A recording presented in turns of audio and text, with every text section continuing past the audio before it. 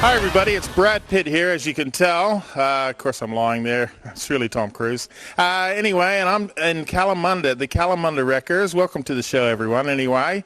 And we got to tell you about a big event that's happening. We did it, I think, last year with the AMCA people, and I'm with them now, raising funds for the kids with cancer. And I'm talking to Dave. How you going, Dave? How are you, Moose? Good, mate. Good to see you again. And young Keith here. How you going, Keith? I am. That's a nice shirt you got there, Keith. Pretty good, isn't it? Yeah, look at that, AMCAs. Now tell us a bit about AMCA, AMCA. In America it's IMCA, IMCA, or EMCA, one of those things. Yeah. AMCA, what's it all about? It's just to bring back a budget division into Speedway. They run a 253 V8, purpose-built body, and, you know, it is a budget class. And everything, too, is kind of restricted as well, Keith, so basically it really comes down to the driver. Is that correct? Well, that's right, yeah. Basically you have a standard engine, and it does come down to the driver ability. It doesn't matter how deep your pockets are, because it won't help you in this division, because if you're caught cheating, you will be found out. The idea is that everybody's got the same size tyres, same engine, same gearbox, same car. Safety is, of course, the most important thing for us, and we all have fun, which is more important than anything these days. The other part of it, of course, is that we're able to raise money for Princess Margaret and things like that, and which is great. That's what the hospital obviously needs, is funds, and we're here to try and help them. That's right. The more that goes in, obviously, the better it is for the poor kids that struggle. As you know, we do all that kind of stuff as much as we can. Remember, you and I worry about our bills, and we get a headache. Unfortunately, they've got a lot more worries, and these guys, once again, have put it together. So let's talk about AMCA. Where did it originate? What's it all about? Well, actually, it started by Dale Matthews over east. Jack Dolman and myself brought it to WA.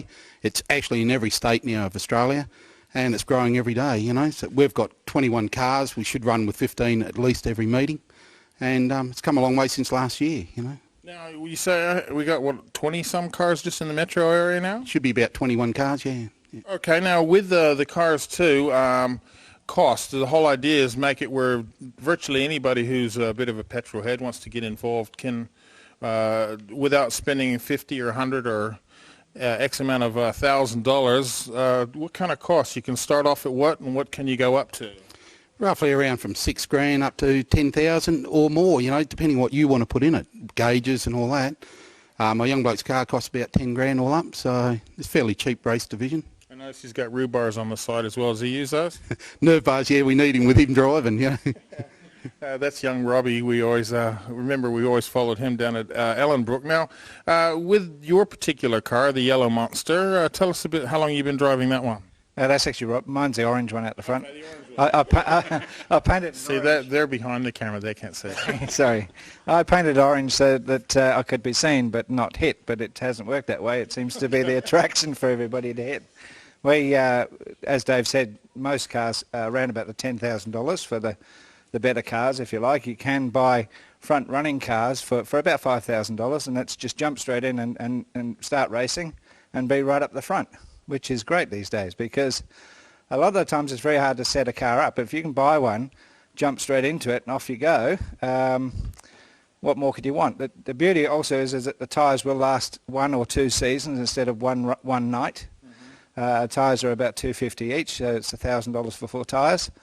If you consider you go through 4 in one night in other divisions, where in our division they last for a full season at least, unless they get a big puncher, of course. And it might help the fact that you own Kalamunda Wreckers as well. That might help with the parts as well. That does. I mean, we help the guys as much as we can. We're only a small business, my wife and myself, and at the end of the day, it is cheap Holden type racing. We say Holden because they're not Fords, and the beauty is that they're very cheap to fix. Okay, actually, on that point, why Holden and not Ford? What's the only car to drive? Unfortunately, I got a Ford, but it goes real well. Now, how long have you guys been doing this yourself? This would be my 3rd year, I think, now with Jack. You know, when we started, we built the first car, then Jack's came along. Then Keith came on board last year, and yeah, it's just growing and growing now. So. Now, when is the big event that's happening for people to come down and to help, and how can they donate or help? Right, the big nights are the 1st of November, which is at Kwinana. It's the National Ceramics 500. Then the second night is on the 2nd of November at Bunbury.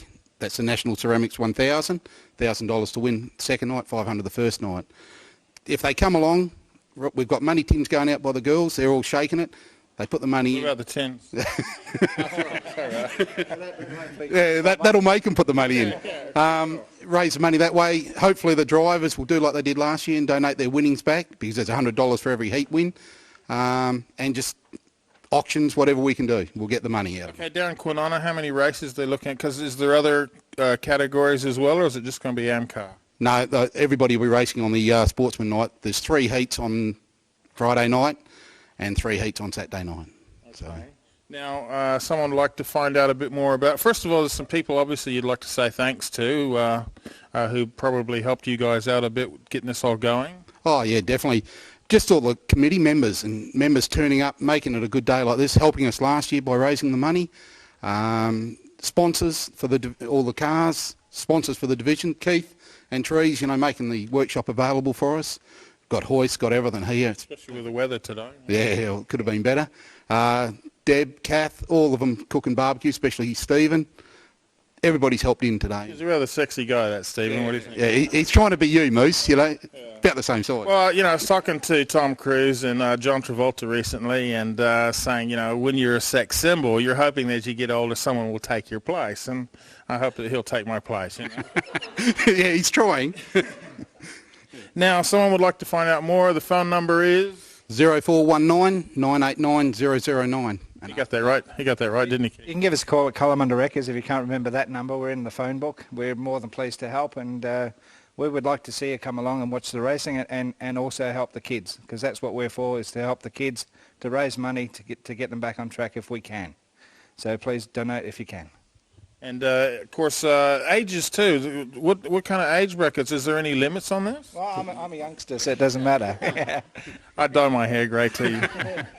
No, well, last year, my young bloke and Ben Dixon, 16, they raced, and we've got, I think, up to 50, 54, 55, Anybody can come along and race. So it's not like under 19s can race. Anybody, if you can get in a car, you can race. Over 16 you've got to be, with parents' consent, and they're just any age after that. And the insurance situation, how's that hindering? Our club, there's not a problem. We've bought our insurance. It's just the tracks that have got to try to get their public liability. So. Now, I can see that these guys, thanks a lot for that. Don't forget the number, 0419 989 009. The dates, once again? The 1st of November and the 2nd of November. Okay, that's at Kwinana and down in Bunbury. Now, as you can see with us fit athletic guys, we take up a bit of dancing all the time, and a bit of Latino salsa dancing. Is that right? Speak for yourself, mate. Okay. One of our new reporters, Angie, went down recently to Northbridge and spoke to some people doing a bit of salsa dancing. Let's have a look.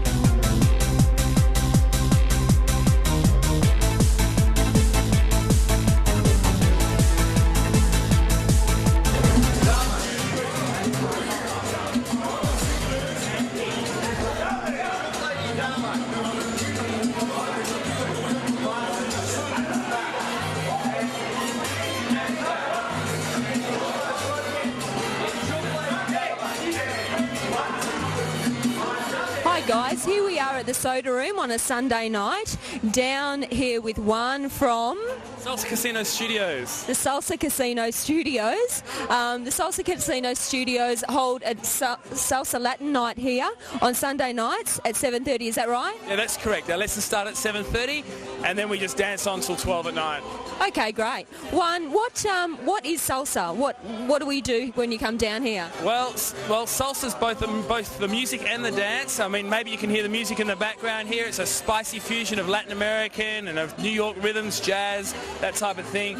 But ultimately the dance is just about having a good time and getting really close to each other and just feeling the music. It's great.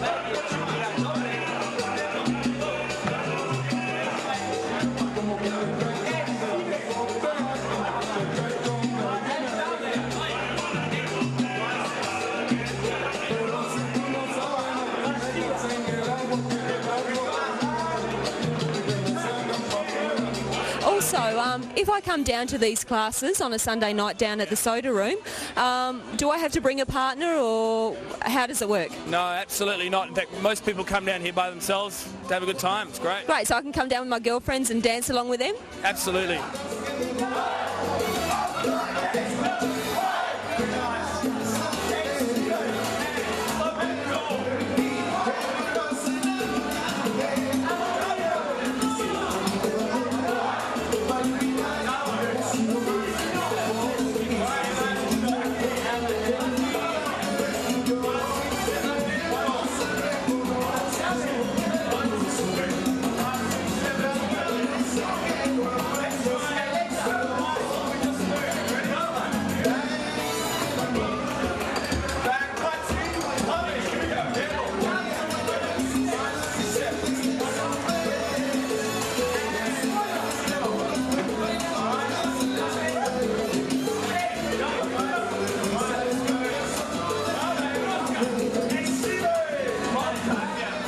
And is it all partner work? Yes, most of it's all about dancing with a partner. I think that's what dancing today is all about, getting back together with your partner again. Fantastic, that's right. And also, what about clothes, shoes? Do I need to bring anything along, or do I need to wear anything in particular to get down here? Oh, I think the main thing you should wear is whatever makes you feel comfortable. There's nothing particular, although, as you can see, this is a great public venue, so obviously you want to dress as if you're going out to a club at night and having a good time. Yeah. Great, yes. So what happens here, you also do elsewhere in your own studios, is that correct? Yeah, look, we have venues all over Perth, including our main studio in Subiaco, and another big night on Tuesday nights at the Varga Lounge. Oh, fantastic. So you're here on Sunday nights at 7:30 and at the Varga Lounge? Yeah, on Tuesdays and the Nuts for Dames on Wednesdays. Oh, fantastic.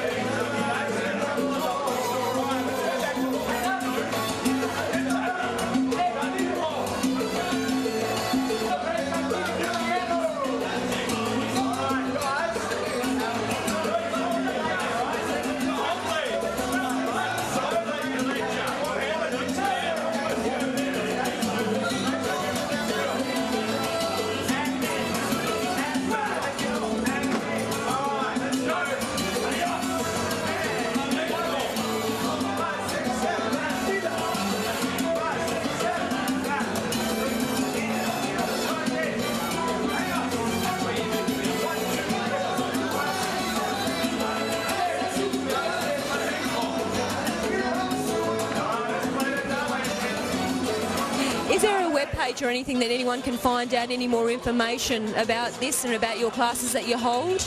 Absolutely. Look, there's our main webpage, which is www.tango.com.au, and of course they can telephone us on 9382 3235. Fantastic. Guys, did you get that? Remember to come down to the Soda Room on Sunday nights. Thank you, Juan, for your time, and we'll see you guys next time. Peace. We'll see you soon. Bye-bye.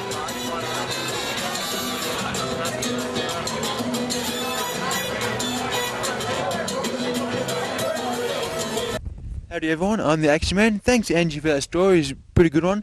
Now I'm talking with... Jack Dolmans from AMCA Nationals. Yep, now I heard you guys have got a rather unique theme song. Can you tell us a bit about that? We come up with the AMCA Action Series this year to promote our division, and with all the hype that Elvis Presley's getting this year and his new song, A Little Less Conversation, A Little More Action. Man, yeah, and we thought we'd sort of tap into that theme song, and we've come up with our own little gimmick along those lines to help promote our division when we get to the track, so people can identify one with a tune and then identify with us as a racing class. now apparently you had it also sung by the guys in 92.9. Yeah, Troy did us a favour through my stepbrother Ross. He does a lot of work for the radio station, so a little bit of bribery here and there, and yeah, Troy was able to help us out with this thing. It's actually him singing it too, so yeah, so it's come up all right. It's as I say, it's a bit of a gimmick, and hopefully people identify with it, and it helps promote our division. Well, before we go to the break, we'll have a listen to this, and hello to everyone at 90.9 from Balls and All. Close your mouth and open up your heart, and baby, satisfy me.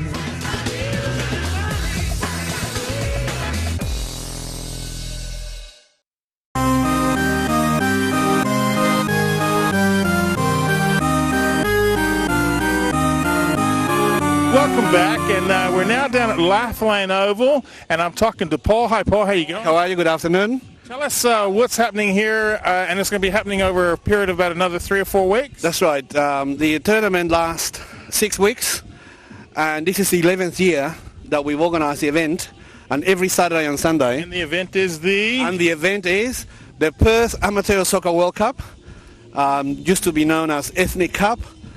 It's a bit of a redundancy there, but the Perth Amateur Soccer World Cup.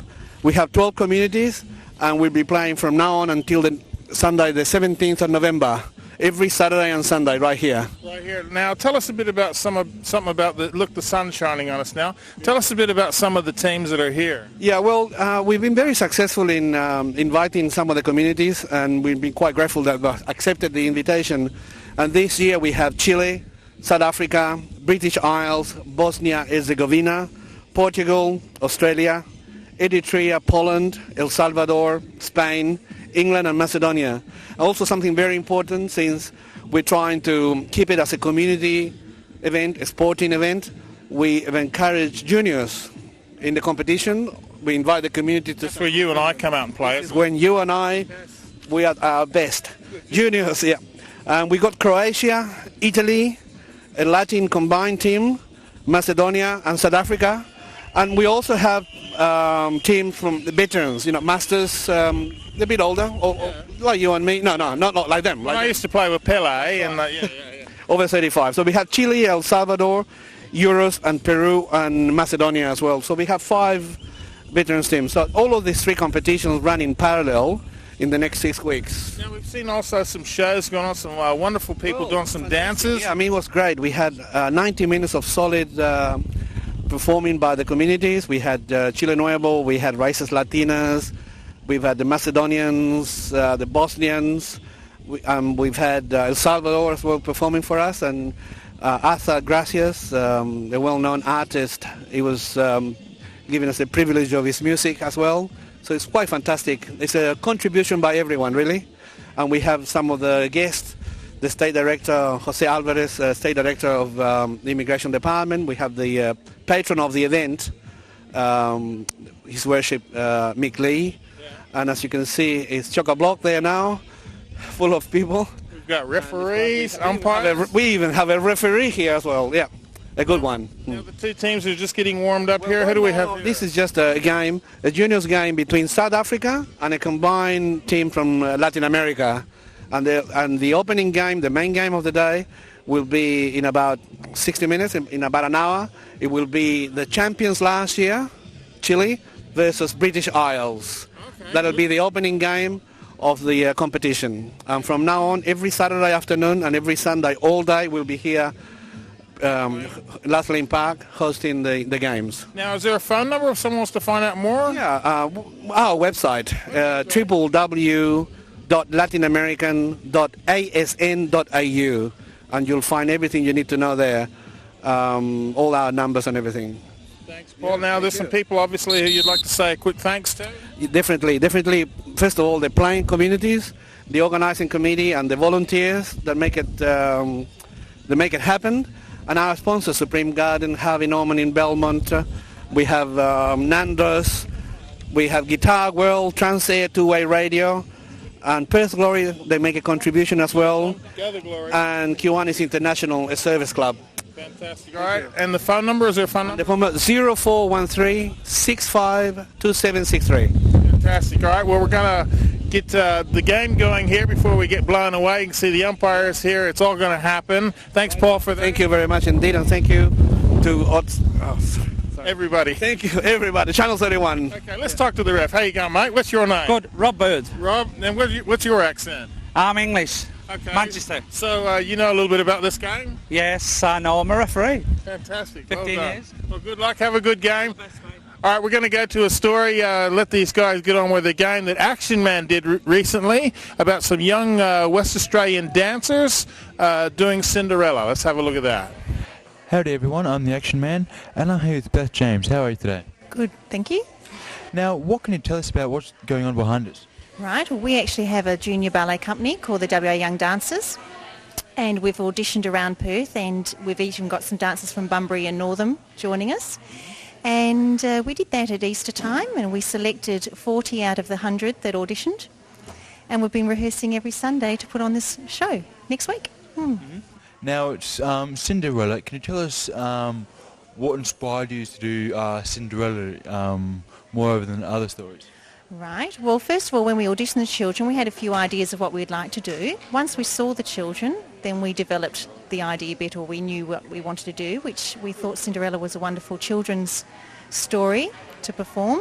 And also with our guest artists, they've fitted in beautifully. So we have Benazir and Daryl, both from the WA Ballet Company.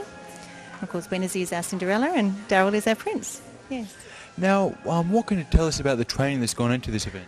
Lots of training. The girls and boys actually belong to other ballet schools themselves, and they come together on Sundays with me.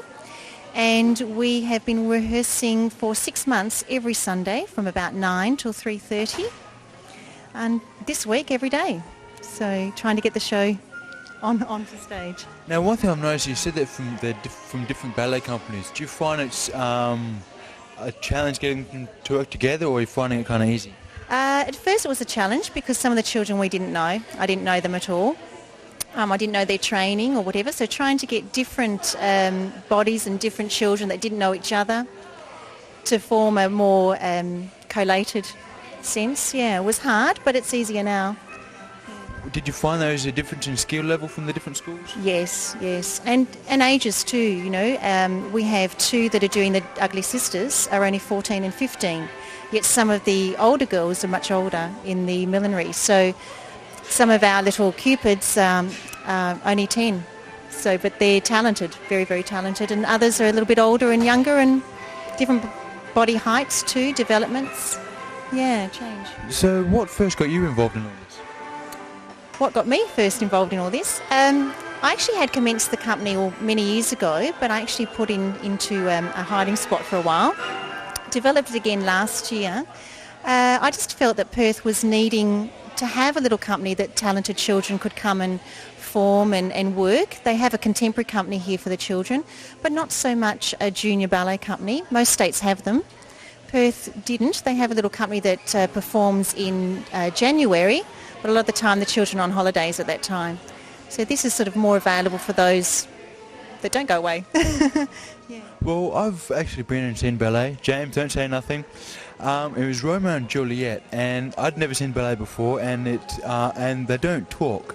And what I found is that I doubt that if I didn't know the storyline of Romeo and Juliet, it would have been hard to maybe grasp. Is there a problem with that, you find? Well, Cinderella is a well-known story, so that's in our plus, really. No, the children have learned how to mime, so a lot of it is mime and gestures, and the children will follow the story because it's pretty much set like the Disney story, except we don't have a fairy godmother, we have Cupids instead. As we were filming the overlay, I did quite take a good look at Cinderella, but it's also, you can also gauge quite a bit by her facial expressions. Do you find that a lot of the backup dancers have to have the same, or is it mainly the main characters? No, everyone should have them. A lot of them it needs development, just like the training of their body, training of the miming and the gestures and the facial expressions. Some children are more self-conscious than others, but yes, it's a very, very important part of their training. That should be good. Now, if someone wanted some more information about it, is there a phone number they could call? Yes, there is. Our phone number is 9361 3651, or you can get your tickets through box ticketing. Well, thanks for talking to us, and let's see where we end up. Yeah, I want to say thanks to all the young West Australian dancers. They're putting on a great performance, and I hope that you'll get down and support them. They're doing a great job, and obviously support young West Australians. I'm having a chat here with Mohammed. As they say, if you can't bring Mohammed to the mountain, bring the mountain to Mohammed. So he's got the moose anyway. How you go, Mohammed? Oh, pretty good. Thank you. How are you, mate? Good, mate. Good. That's good. Oh, nice. Great. Tell us a bit about what your involvement is. Our involvement, actually, I'm president of Bosnian Herzegovian Cultural and Recreational Center in Beachboro. We have an infrastructure roughly about $6 million, big community center with supporting sporting facilities, tennis court, basketball, Tell them, the people there, yeah? netball. Then we have a big soccer pitch, and we are participants in this ethnic cup, actually World Cup of 12 representatives, 12 nations here.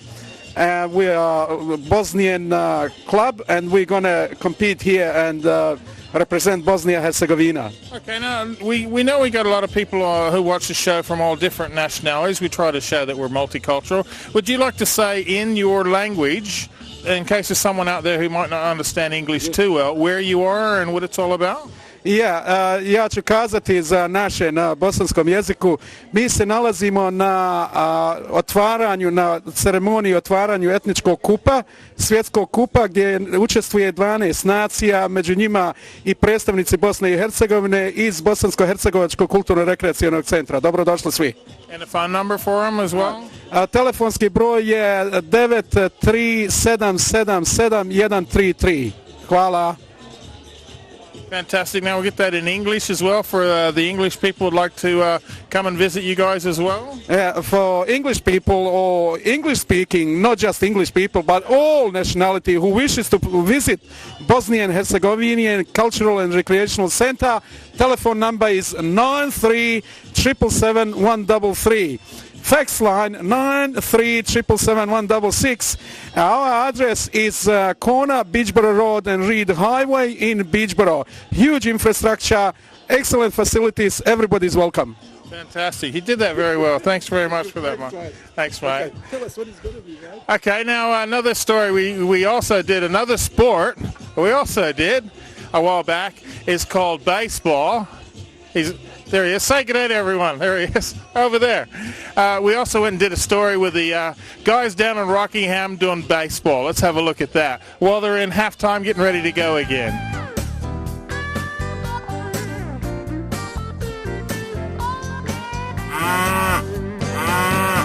Hi everybody, Moose here, still down in Rockingham, and I'm down here having a chat with some guys playing a bit of baseball. I'm talking to the coach here, Mike Thompson. How you going, Mike? Hey, mate, how are you?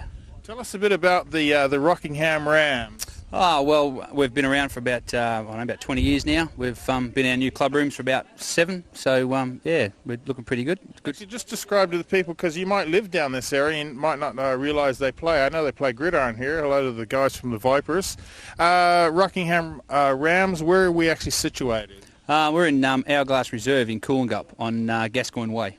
Okay, now season, how's it going so far? Well, the season starts in 2 weeks. Hasn't actually started yet, so we're just pre-season carnival at the moment. So yeah, getting everything ready for the start of the season. Okay, and now tell us a bit about baseball, because of course we're used to Aussie rules and cricket and what have you. Tell us a bit about baseball. Oh well, it basically stems from America, obviously, but the Yanks will get into everything, won't they? Yeah, they try to, the World Series and all. Yeah, they locally in Perth here, it's a bit stagnated at the moment, but the Blue Heelers are starting up again this season, so it looks like a good season for baseball in Australia. Good, yeah, because there was the thing with heat and the big stadium over there, and then they kind of disappeared. I actually got a couple of buddies who play with them, so g'day. And then the Heelers came along, and so now the Blue Heelers, are they? That's them, yeah. That's a good name. It might be the Western Heelers actually, Okay. but yeah. And now they're getting together now. Teams spread all over the metro area? Yeah, right the way up from, as you can see, Batavia, which is Geraldton. They play up here in a carnival, and they come down here for these games, and all the way down to Mandurah. Fantastic. So these are the guys in the black and the orange? Yeah, Batavia Blaze, yep, that's them. Okay, great name. Now, with the Rams, what kind of levels you guys all play?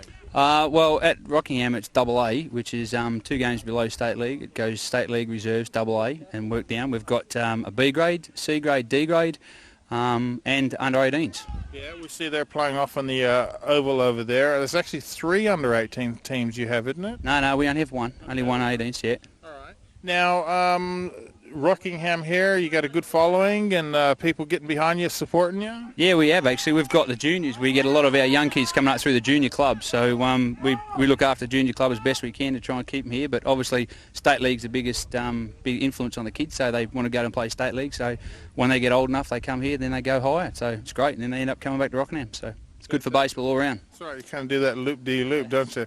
Now, with you guys, how you feel you're going to be looking for this upcoming season? Well, as on paper, it looks really good. But I mean, anything can happen. Someone can get injured. Players can, get work and travel away. So on paper, it looks pretty good. A lot better than last season. So it's something the club can look forward to. So. Fantastic. Now, is there a phone number or a web page or something where people can get in touch? Yeah, there is. Just go to BWA at Vince Baker, and he'll give you the club's number. So that's the idea. So. Okay, what's BWA, Baseball WA? Is Baseball WA, yep. All right, and is there a phone number as well or not? There is. I'm not too sure at the moment. We'll find out and we'll put it on the screen. You got to get out there and worries, play. we'll play. Thanks a lot. All the best, mate. Cheers. All right, so you're down in Rockingham. You want to have a go, but baseball's played, as you heard, up as far as Geraldton, all over the place. Give you one of your local clubs a call. Have a bash. Yeah, thanks to everyone down at the Rockingham baseball. We're still here at Lathlain Park with the big international soccer. Many people say I'm pretty scary, but here I am talking to Scary and Carla, who's hiding in the background. Hi, Carla. How are you? Good, thanks. You're still hiding in the background there. I'm going. Here she is, everyone. This is Carla. Hello, Carla, darling. How are you? Good, thanks. And how's everything going today? Well, everything's going great. Good. And this goes on for a few weeks? Yep, now this, 7 weeks?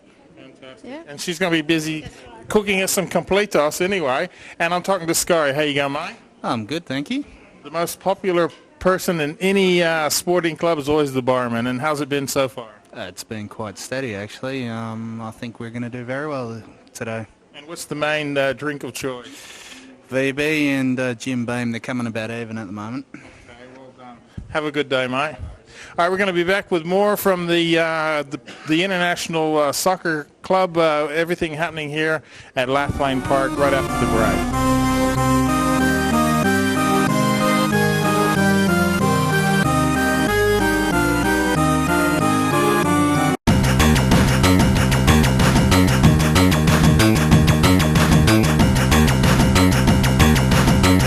Welcome back, everybody. Still here at Lathlain, and I've got what's called a completos here. It's basically a hot dog. Looks like it's got some avocado, some cream cheese, tomatoes. I don't know what else is underneath there. It looks fantastic. I don't know if it's Chilean or if it's Latin American, one way or the other. Anyway, while we try this out, let's have a look what our vet Doc Martin got up to this week.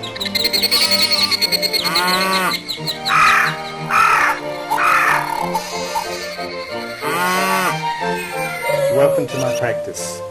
I have with me here Beastie. Beastie is a very special cat. He's actually a Cornish Rex. The Cornish Rex breed has only been in existence for the last 50 years.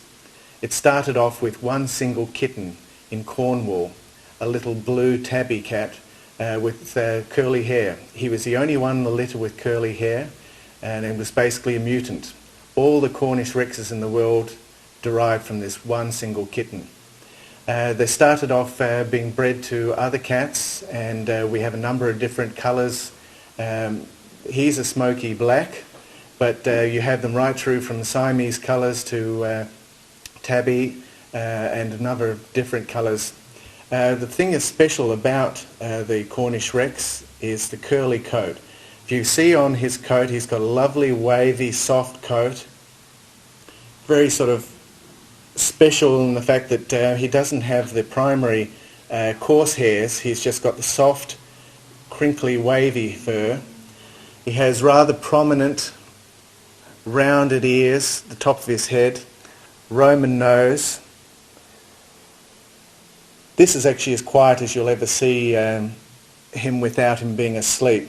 He's usually got tons of energy, inquisitive. The Cornish Rex are a wonderful breed of cat and make wonderful pets, especially for an active family where they like an active cat. Also, they're great for asthmatics, anybody who's allergic to cats. They hardly shed at all, and they're a perfect cat for an asthmatic. You could probably get a cat from a recognised breeder for somewhere around about $150 to $250. Next, I'll take you through and we'll talk about heartworm. Today we're going to be talking about worms, heartworm in particular. The heartworm disease is a potentially fatal disease and a very serious disease. How common it is, well, about 10 years ago we really didn't consider it to be a problem in the metropolitan area. Murdoch University did some surveys about 10-15 years ago and found that 3% of the dogs that were tested were carrying heartworm. Now it's understood that 65% of Australia is considered a high-risk area for heartworm. So what is heartworm? Heartworm is a worm that actually settles in the bloodstream and will settle in the heart. Here's an example of the heartworm. This was taken out of a dog that unfortunately died of other reasons but was found as an incidental finding. Heartworm grows to about the size of between 12 and 30 centimetres and settles in the heart and also the local blood vessels around the heart and into the lungs. As you can imagine, with worms that size occupying such a serious place, you get signs associated with that. The sort of thing that you can see in dogs with heartworm: tiredness, lack of energy, distended abdomen, a pronounced cough, weight loss. All of these sorts of things can be signs that your dog has got heartworm. As well as that, they produce small little microfilariae, which are the little baby heartworm, which circulate through the system, and they can go to other organs like the kidneys and cause other health problems. Heartworm is passed from dog to dog by mosquito. Mosquito is the only way that another dog will pick up heartworm. They don't actually have to meet up with the dog that's infected. Mosquito bite is enough. So what animals are affected by heartworm? Mainly dogs, but there have been a few reported cases of cats. Heartworm can only be diagnosed in its early stages by blood test. If there is a positive blood test, then it needs to be treated as soon as possible. This treatment is better done early in the stage of disease because it has quite strong side effects and is in fact quite dangerous to the health of the dog. We're going to actually be taking a blood sample now from Tia, and we'll be testing her for heartworm and just see that she's got it. Right, now we're just going to take a little blood sample from Tia. All we need is a couple of drops and then we can carry out our test.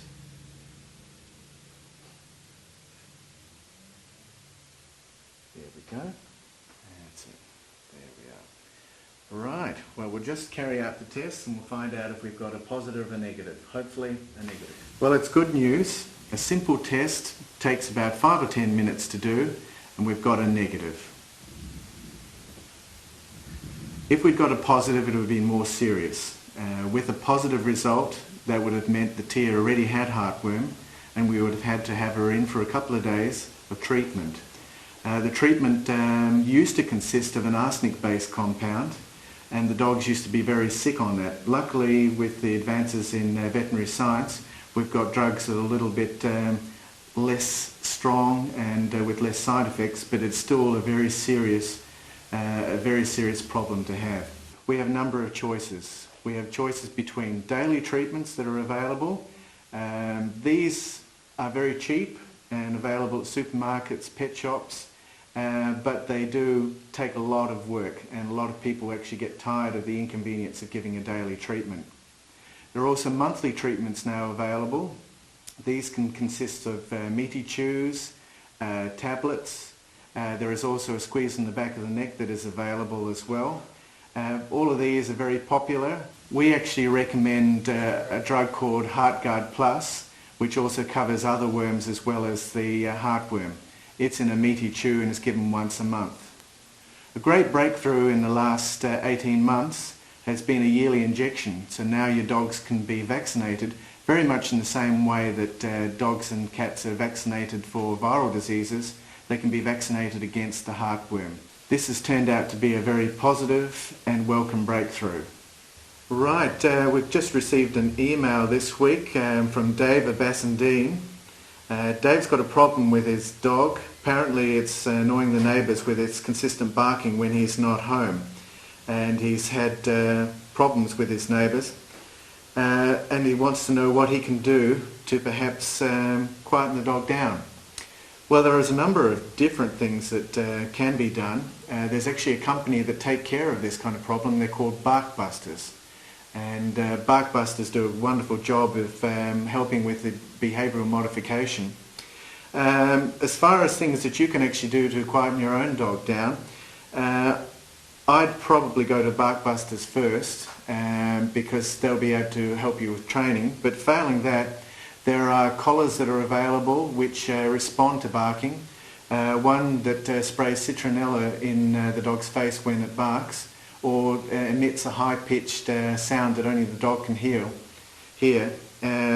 That sort of collar works on aversion therapy and tries to put the dog off barking, and they've been quite successful. There are a number of large veterinarian practices and also some pet shops that will keep those collars. There is also a new drug that's been released for dogs that suffer from separation anxiety, and a lot of barking behaviour does actually happen from separation anxiety. I'd actually have a chat with your nearest vet. He can see if this drug will actually help. I hope that's answered your question.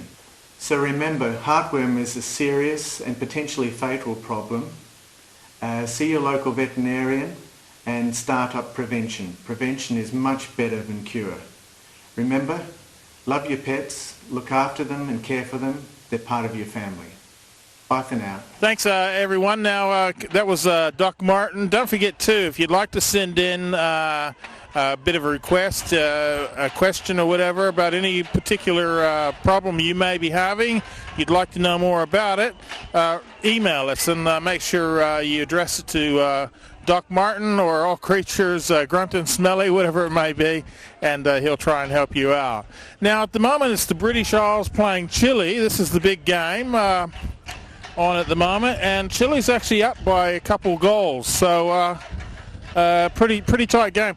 The level of play is excellent. You've got 4 professional players on each team, and one of the young fellas out there, his brother's actually over with Manchester United at the moment, having a bit of a go, so that's pretty good.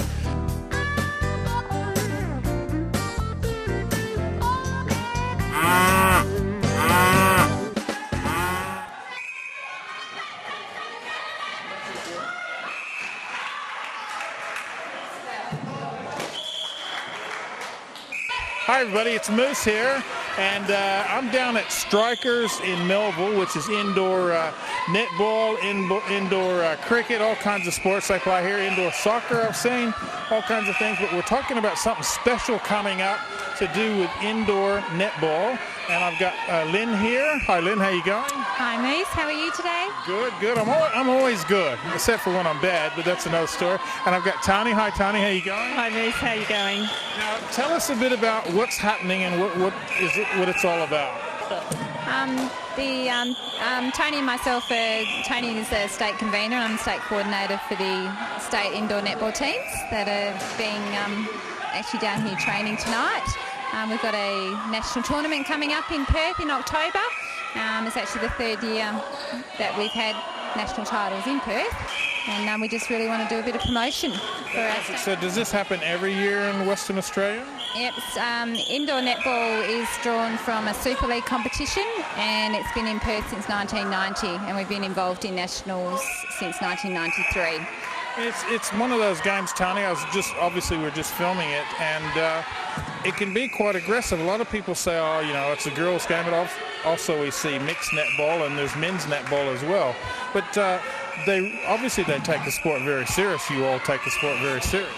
Yes, they do take it serious. There is a lot of contesting. We let a lot of contesting go in the comps, especially with your mixed netball and your men's netball as well. roughly, now we see this is the cream. This is the Super League we're watching here. Roughly how many other leagues are there, or other divisions, before they actually get to this level? In Super League there's actually 9 divisions, which actually covers all ages of netball as well, in both women and men.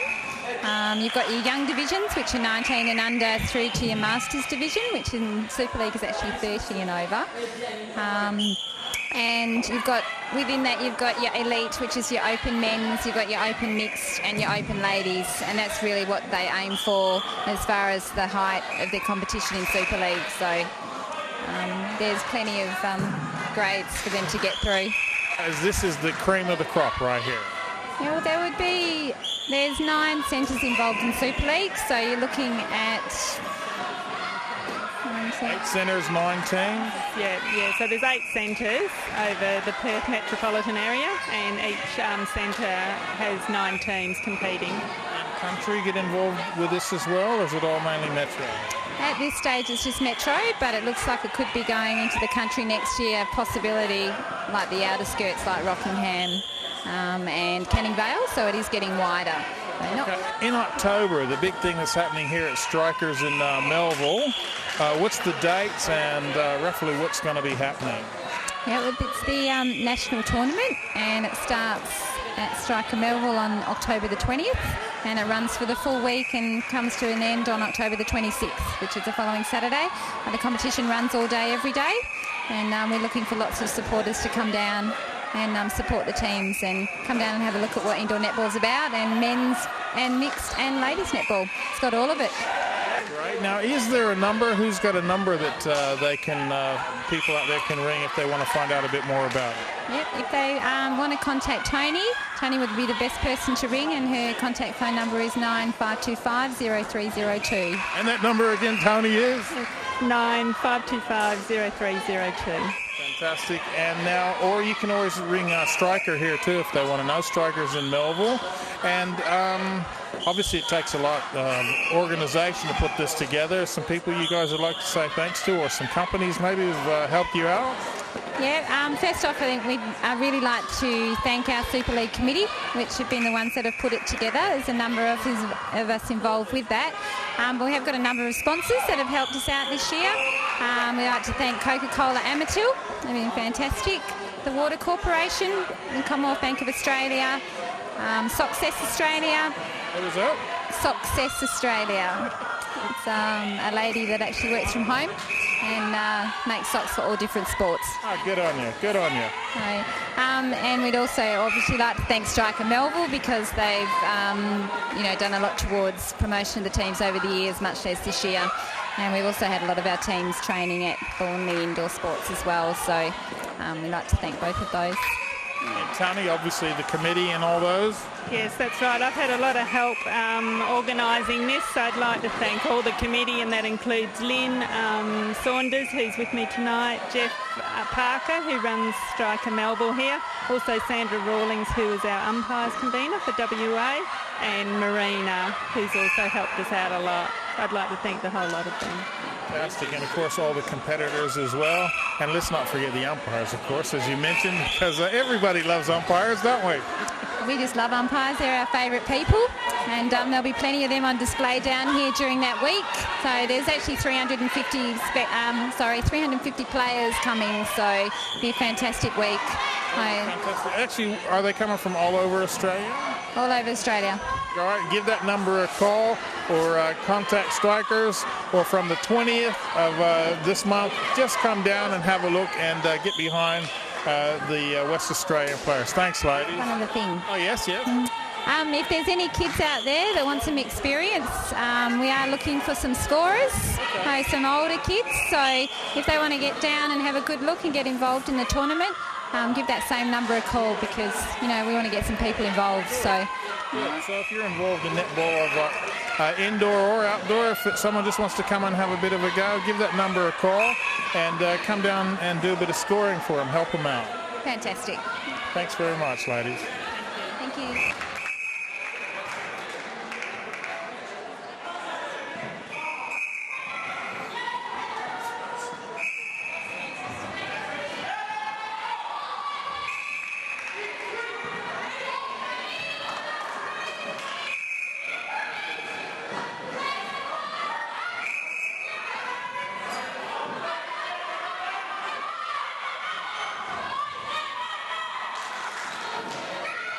Okay, well, everyone, I hope you've enjoyed what we've done here today down at Lath Lane. Don't forget it's on for the next half a dozen weeks or so.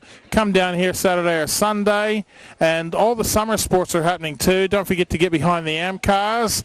Great event helping out the kids with cancer. And cricket starting, gridiron starting, ring 9250-7762 or 9446-2130. They're the only numbers I can think of if you'd like to know more about the gridiron. And I hope you've enjoyed the show. We'll catch you next week. Balls would like to thank the following